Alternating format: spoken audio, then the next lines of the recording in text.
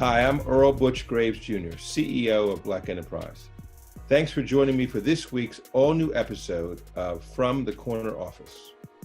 In business, you must always be prepared for your company to eventually face crisis and uncertainty.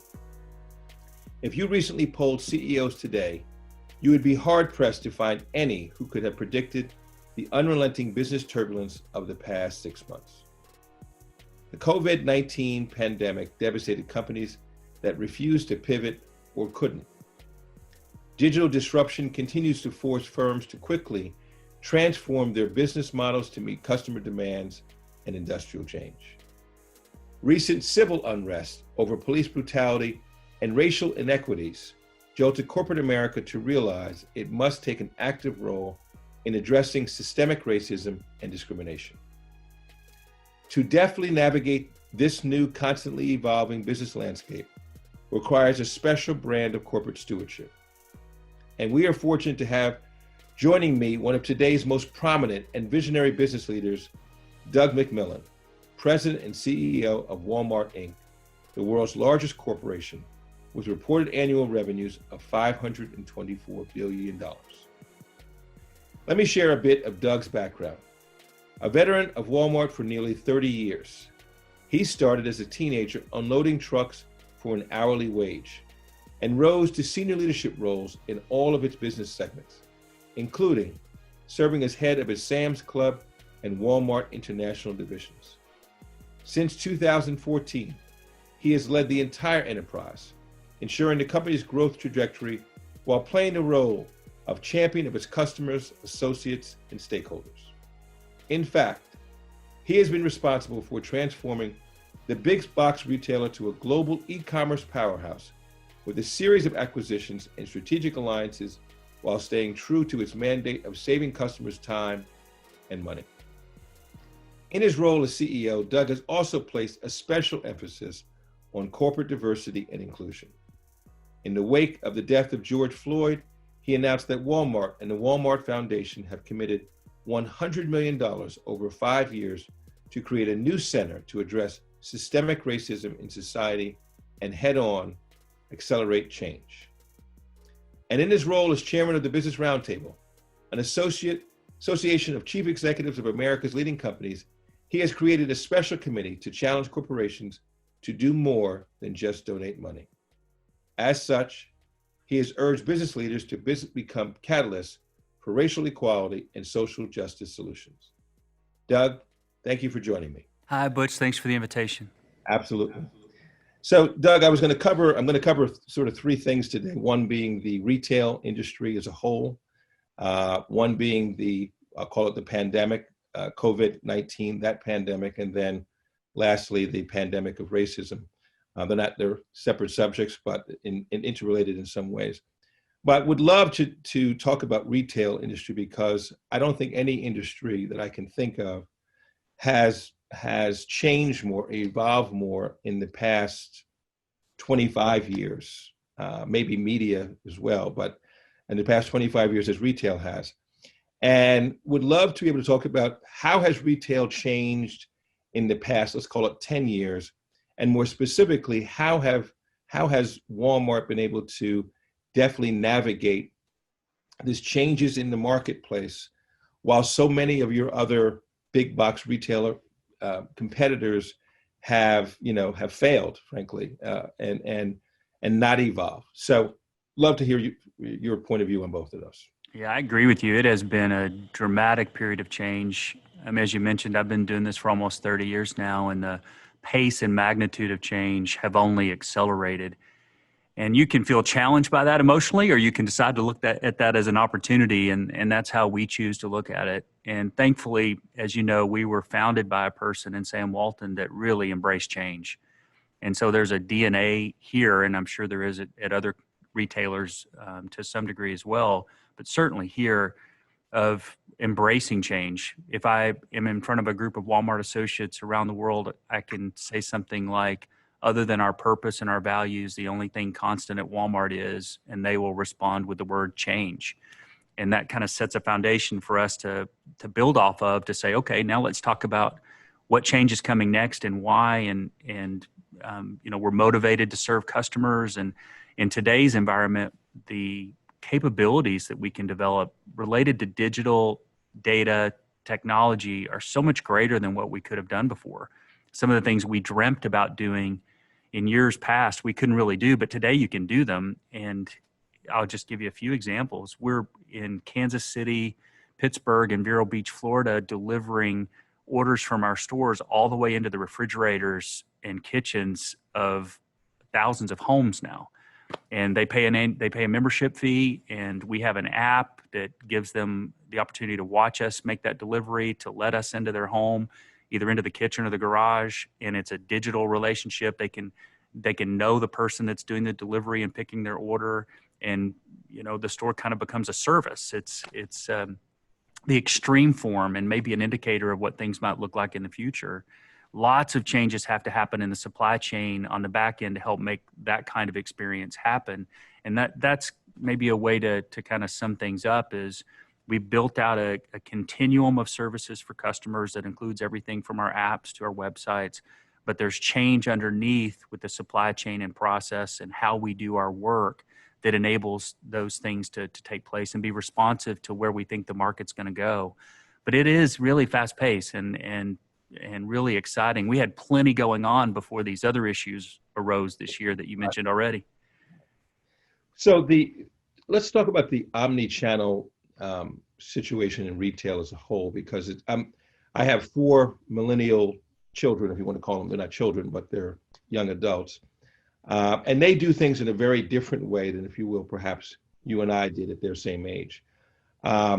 So how have you been able to effectively utilize the omni-channel to address the desires of younger consumers who don't want the face-to-face interaction, very much are comfortable with everything being done, with a tap of a card or other things, and really been able to evolve, because the shopping experience of old is not the shopping experience of today. That's right. One way to say it would be that we had this store capability and supply chain related to stores, and we had to build the e-commerce and digital capability. And for a long time, we did that quite separately, because the old profitable business has a way of discouraging the new unprofitable business as you're scaling it. And as you mentioned earlier, we had to make some acquisitions. We made a big acquisition in India, made a big acquisition here in the US, and have made some in other places to try and bring on talent and expertise to help accelerate that.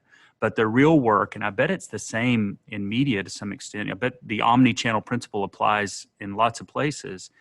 The real work is, how do you get the synergies underneath and put the data and technology platforms in place so that you get leverage and synergies from both parts of the business? Because in the end, customers just want one experience with Walmart. They don't have any appetite to hear us explain to them, we can't take that return back that you bought online here at the store because they're 2 different systems and we don't have that data. We don't know that marketplace seller. No tolerance for that.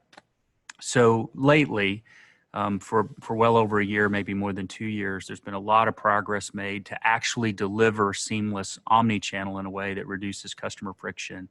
And I think that's our kind of unique opportunity. We have a bigger e-commerce business than most retailers. It's growing really fast, and we're leveraging the stores to pick orders, not just distribution centers, so we can deliver fresh product and have fresh product picked up along with the rest of their basket at the store, combined with a store experience and a pure e-commerce experience. It's that overlap that is really exciting. So your children will be able to shop however they may want to shop on any given day. And we're seeing, Butch, a lot of customers that use multiple paths into the omni-channel experience. There are times when they come in the store. There are times when they do pick up on the parking lot, curbside. There are times when they want delivery. And I think our job is just to create all those ways to shop. You pick how you want to shop in any particular moment, and we'll provide that to you at a value. That's great. You mentioned earlier something about membership that you were you were testing, which I think is a very interesting concept. It's actually what, as you talked about the media business has had to evolve. We were a magazine. We no longer, basically, other than 1 or 2 issues a year, will print a magazine, and everything is digital. Everything is providing information, virtual conferences, whatever the things may be. But we found that what they're really connected to is membership, right? People want to belong to something. And so how have you been able to differentiate? Because I think that that's really a key thing. There was a time not too long ago that Walmart, like a lot of other big box retailers, were struggling trying to, to figure out how do they differentiate themselves from each other or make the experience positive for the customer. But talk a little bit about the membership experience or where you're maybe going with that and how that, that can help to transform your business. We resisted it for a long time. We had this view that everyday low price on the shelf at Walmart was a form of democracy. And we wanted everybody to experience great values on our merchandise, regardless of whether they paid a fee, didn't pay a fee. And we really didn't like old school loyalty programs and trying to manipulate customers on price. It's not the relationship we wanted to have. It creates problems with the supply chain. So we stayed pretty pure, very pure with everyday low price for a long time. But what happened in the world, as you know, is that people moved to wanting memberships, wanting that relationship, expecting us to have data, expecting us to serve them in ways that led us to a point where we realized, well, to respond to what people want, we're going to need to do this. So what gives us a right to sell a membership? And the primary use case that we have at the moment is this delivery from the supercenters. The ability to take the fact that our supercenters are so close to America, within 10 miles of 90% of America, for example, and we can deliver quickly 120,000 of the best items in the country, including fresh and perishable food, at a great price, at the same price that we sell it for in the store, plus the membership, really created a compelling offer. And so we've launched something called Delivery Unlimited, and it has traction. We have another version of our membership that'll be launched later this year that will be founded on that particular use case, but have some others involved too. And we're very optimistic that many people in the country are going to want it. You guys have done an outstanding job. That you have stared Amazon in the face and met them head on, which is something not a lot of people can say, not a lot of retailers can say. And I think that the most valuable thing you have at the end of the day is the data and the customers, right? Because and being that close to that broader group. Let me switch to the what's happened in the last few months, and that is COVID-19, which really came out of, I don't want to say it came out of left field, but you guys have a very big business in China, so you might have even been tipped off to some degree that this may have been coming. But COVID-19 decimated America in many ways. Small towns, big towns, New York City, where I'm based, still not open, right? Still in phase one, which is, business is not open, but basically construction and a few other things or what have you. So talk a little bit about, one, how you found out about COVID-19, how it has impacted both your employees as well as your customers, and what you're doing to help and assist people all the way through that. Sure. Yeah, where to start? I think it was early in January, and then week by week, our understanding of what was happening increased. But we didn't have a long head start, but we did have some visibility into what was happening in Wuhan in particular. As you mentioned, we've got more than 400 stores and Sam's Clubs in China and a strong presence there. And so our store associates were dealing with the virus and learning how to serve people in that environment and learning how to keep each other safe through those weeks in January. And as the virus started to spread, which was bigger and faster than what I would have expected. I mean, we were eyes on and involved in what was happening in China, but this wave came in such a big way and with such speed that we weren't completely prepared for it anywhere, and we're learning real time. And it wasn't until, maybe in February, we started kind of figuring out that this was going to be a very significant event lasting a very long time. And we grounded ourselves in a few principles. And the first one was, our number one job is to serve our frontline associates and keep them safe and supported in everything that they needed, whether that was physical well-being, financial well-being, or mental support and just giving them energy and praise and thanking them, and all the things that go along supporting those three areas, creating an opportunity for them to take leave if they had a pre-existing condition or for any reason felt like they shouldn't come to work, and to understand we weren't going to penalize them for attendance on their bonus. And we had a 3-tier leave structure so that people could take it. And we've had over 300,000 people in the U.S. alone take advantage of that leave. So that created a big hole. So we needed to go hire people. And because of what happened in the country, there were a lot of people needing work. So we've hired over 300,000 people since the middle of March that are helping to get the work done to keep the supply chain operating and serving people, which kind of brought us to the second priority, which was to serve customers and keep food and the things they needed most available to them, which has been challenging. I mean, I know you've read a lot about what's happened in different industries that that we would be relying on to put beef and bicycles and everything else, in the hands of customers during this period. It's been uniquely challenging. And I mentioned to you earlier, I was in a store in Pennsylvania yesterday, and we have a lot of out of stocks. Our supply chain has been stretched like I've never seen in my career.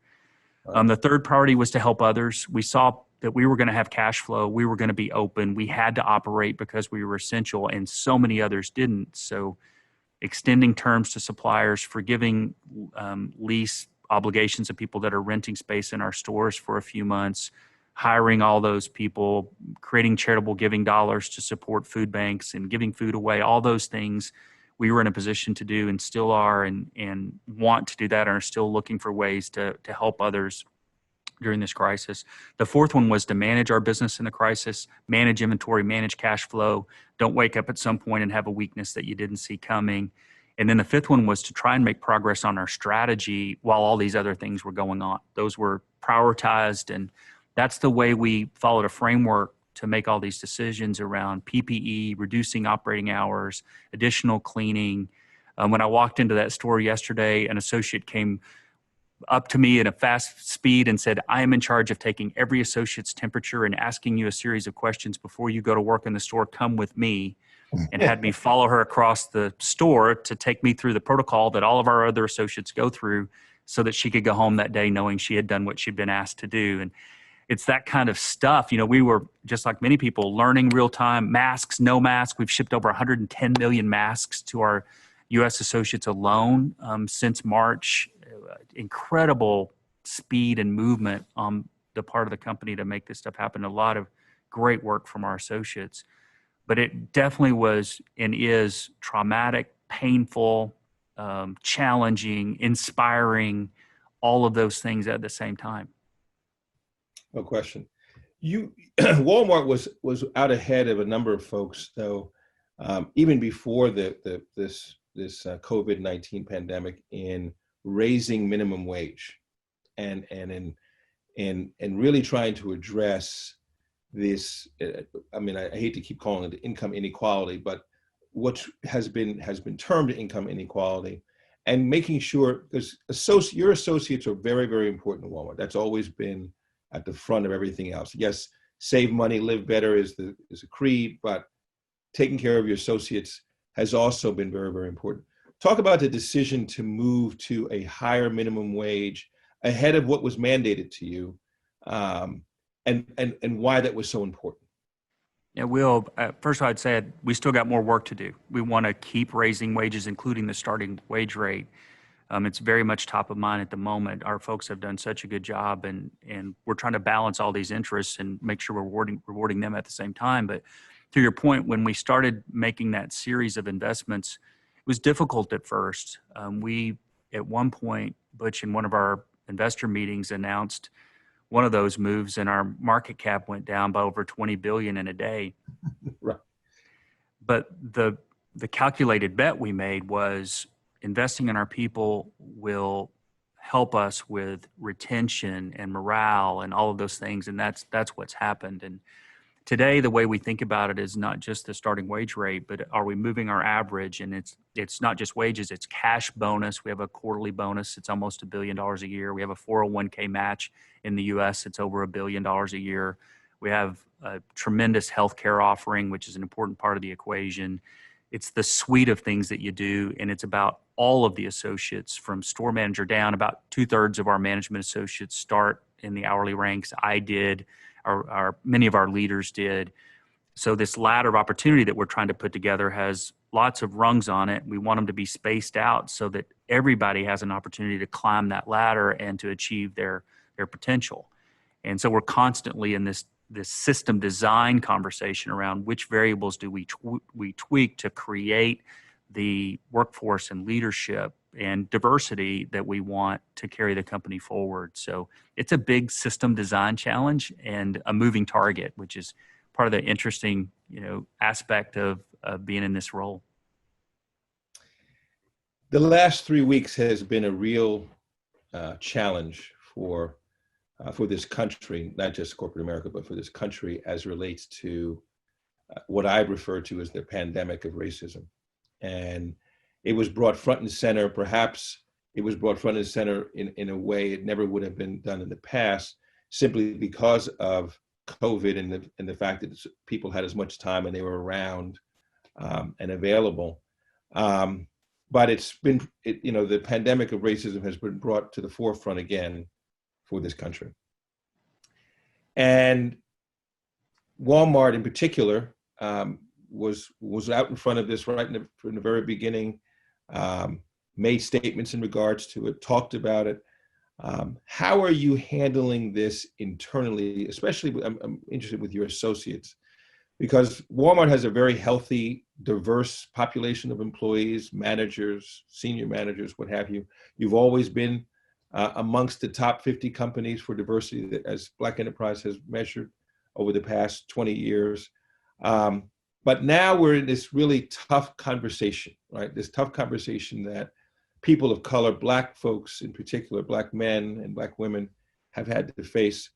Talk a little bit about what Walmart has done in addressing this and taking this head on. Yeah. I'll try to be brief. There's so much to say about it. The pain that so many people are feeling has to be acknowledged. And the murder of George Floyd is just one event, obviously, in a long history of events. And recognizing that, that this example is unacceptable, and we all saw it. And you're right, it captured a moment. That's a reality, but it's also a reality that it's not one isolated event, and the world can see that in a different way today than we saw it before. And so that creates an opportunity. And whatever our company has done today wasn't enough. And I think spending time talking about the efforts we've made in the past is not worth it. Let's talk about what we're going to do right now going forward and try to seize this moment and seize this opportunity. And like, I guess almost everybody, I'm sure you're the same, we've done a lot of listening over the last few weeks from all over the company. In the store I was in yesterday, it was a topic. The email that I'm getting from the field, the stores and the clubs is large in number. People are telling their stories more than ever, which is wonderful. It's hard to hear at times, but we need to hear it, and it's part of the dialogue. We've tried to create an environment in the company where it's open and safe to have the discussion for everybody.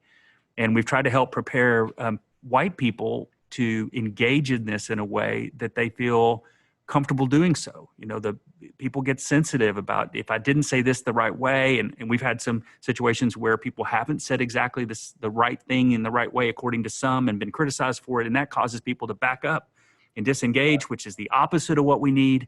So, in my conversations with our African American and Black leaders, I've been listening to them, but also asking for their help to create this safe environment where we can go forward together and make changes inside the company to recognize talent, promote more Black and African American people, make sure that our pay equity is what we think it is, and go through the data again to make sure that all of that is intact, which we have an ongoing way of doing and is very important to us.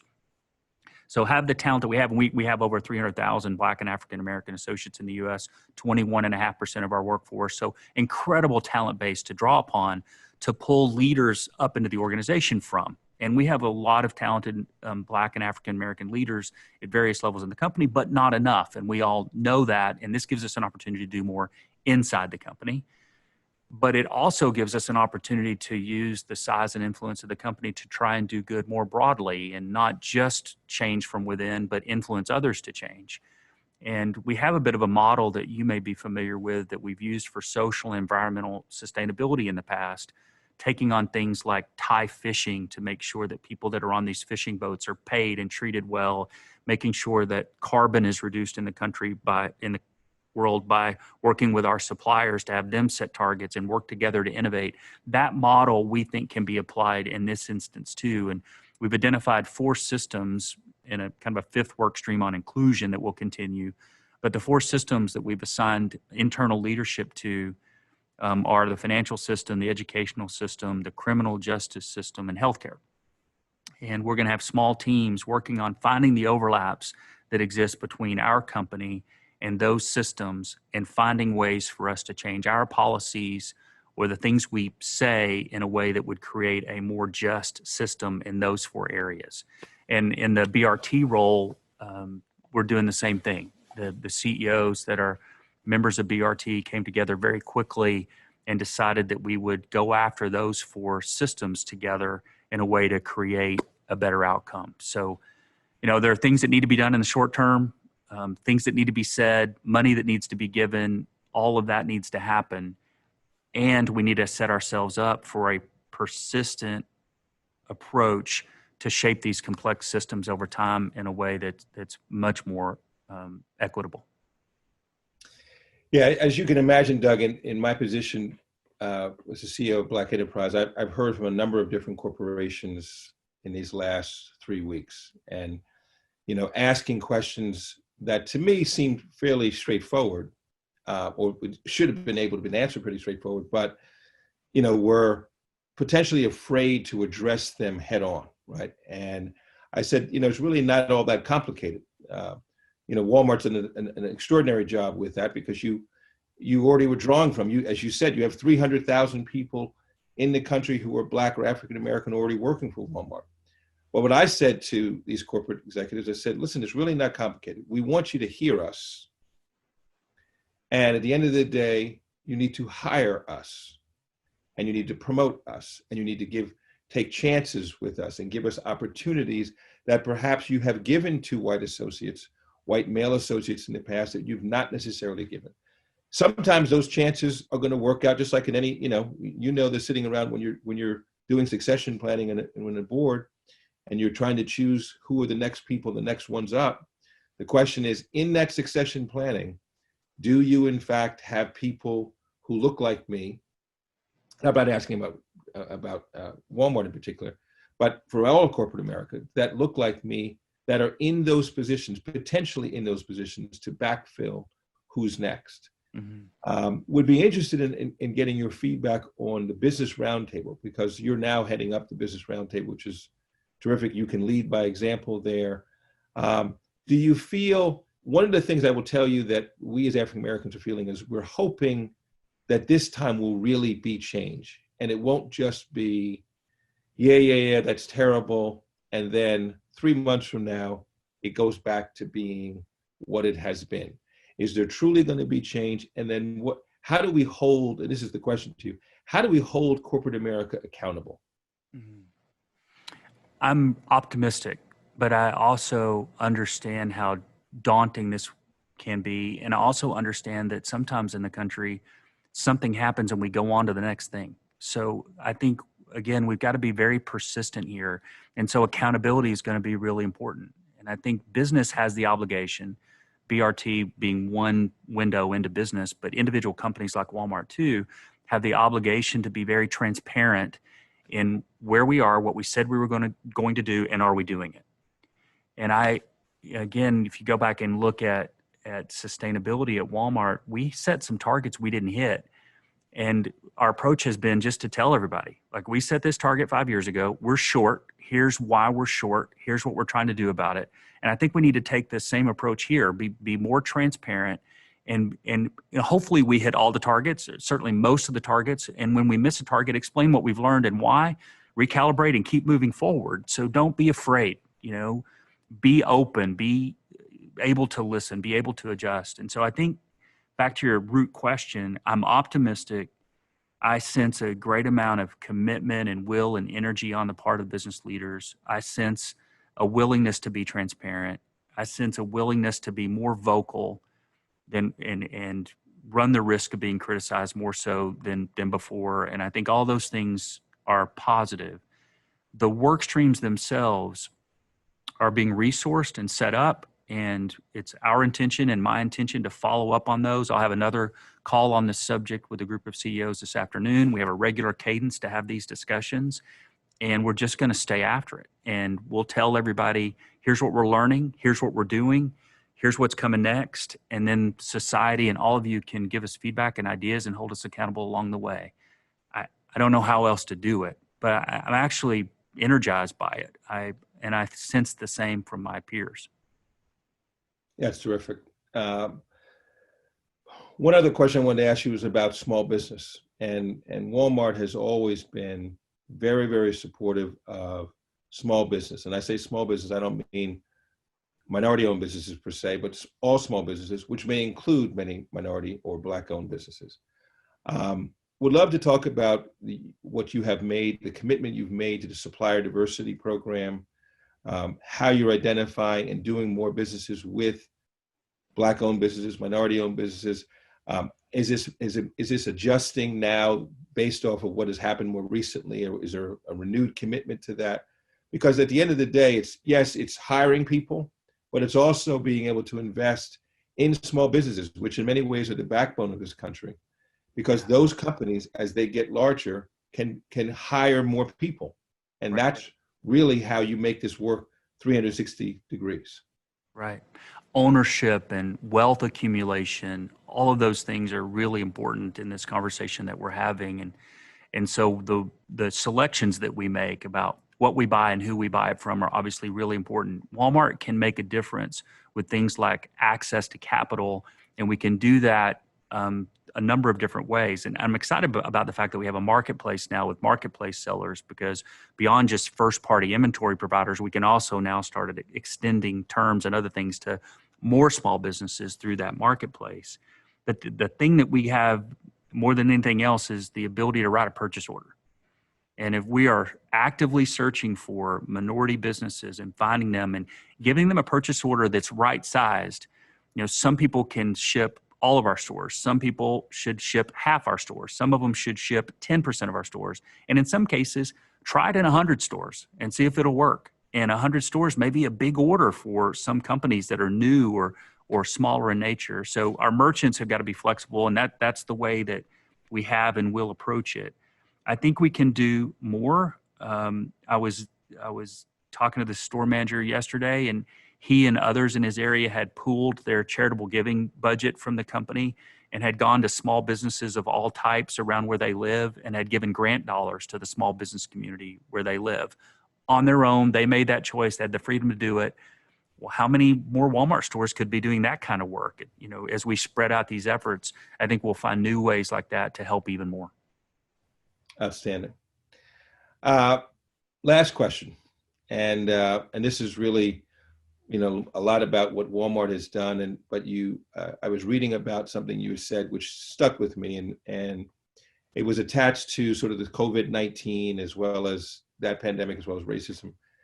And it was the need, you wrote in it, the need for community and partnership and deepening the connection with each other, and how important that was, and how that was sewn into the fabric of Walmart. But because of these most recent pandemics, it became even more important. So I'd love for you to talk about that and your comments on that, because I think that's really important to all of us. Yeah. We're just people, and we're spread out all over this country and in other countries. And the opportunity that we have to really connect with people and support them and listen and adjust at ground level is unique.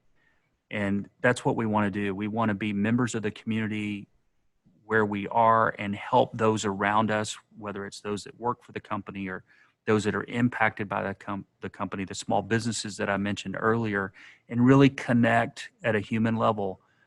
This morning, I was reading a note from a customer telling a story about his son had surgery. He wanted to keep his home clean. He couldn't find Lysol anywhere. He'd been all over his town, including different Walmart stores looking for it. And he mentioned it to one of our store associates who walked him out to her car and gave him her personal can of Lysol and wouldn't accept any money for it. Just said, please take this. That replicated across the 1.6 million Walmart associates, the 2.3 million around the world. I mean, that's worth a lot. And the company's big and it can do things in a big way, and we will. But it's those relationships and listening to each other, the community level activity that will identify needs. And as those needs get surfaced, actions to help meet them is, I think, difficult to measure in some ways, but maybe where a tremendous amount of value comes from. Thank you, Doug. On behalf of Black Enterprise and frankly, on behalf of this country, I want to thank you for your unique leadership. I want to thank Walmart for the unique leadership, for your partnership with Black Enterprise, your partnership with other minority-owned businesses, and for continuing to push the envelope and making everyone's life better while saving money at the same time. So thank you very much, Doug. I appreciate your counsel and friendship and leadership over time, and I am always available to you if you see us missing something. Thank you. Appreciate that, Doug.